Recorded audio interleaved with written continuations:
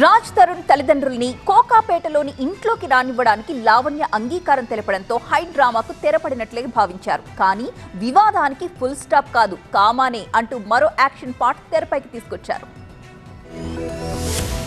రంగారెడ్డి జిల్లా నార్సింగి పిఎస్ లో రాజ్ తరుణ్ తల్లిదండ్రులపై ఫిర్యాదు చేశారు లావణ్య. రాజ్ తరుణ్ తల్లిదండ్రులకు సంబంధించిన వ్యక్తులు తనపై దాడి చేశారని తన ఫిర్యాదులో ఆరోపించిన లావణ్య తనపై కుట్ర జరుగుతోందని, రాజ్ తరుణ్ కుటుంబ సభ్యుల నుంచి ప్రాణహాని ఉందన్న లావణ్య రక్షణ కల్పించాలని పోలీసులకు విజ్ఞప్తి చేశారు. రాజ్ తరుణ్ తో పాటు రాజ్ తరుణ్ తల్లిదండ్రులు శేఖర్ బాషా, ప్రీతి సహా మరికొంతమందిపై ఫిర్యాదు చేశారు లావణ్య.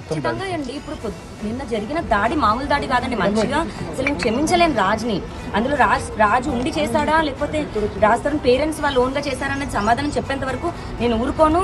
ఒకవేళ రాజు అయితే కనుక నేను రాజుని కోర్టు మెట్లెక్కిస్తాను. ఎందుకంటే నన్ను కన్నది నా పేరెంట్స్ అయితే నేను నమ్ముకొని వచ్చాను ఇతన్ని. నేను చెడ్డ పని చేస్తున్నానా, లాగిపెట్టి నన్ను పీకి నువ్వు చెడ్డ పని చేస్తున్నావు అని చెప్పేది ఉండే. కోకాపేటలోని విల్లా రాజ్ తరుణ్ది అంటూ అతని తల్లిదండ్రులు నిన్నంతా ఇంటి ముందు నిరసన చేశారు. తమ కుమారుడు ఇంట్లోనే ఉంటామంటూ లావణ్యతో గొడవకు దిగారు. రంగంలోకి దిగిన నార్సింగి పోలీసులు రాజ్ తరుణ్ పేరెంట్స్ ను ఇంట్లోకి అనుమతించాలని లావణ్యకు స్పష్టం చేశారు. దీంతో గత అర్ధరాత్రి వారిని ఇంట్లోకి అనుమతించారు లావణ్య.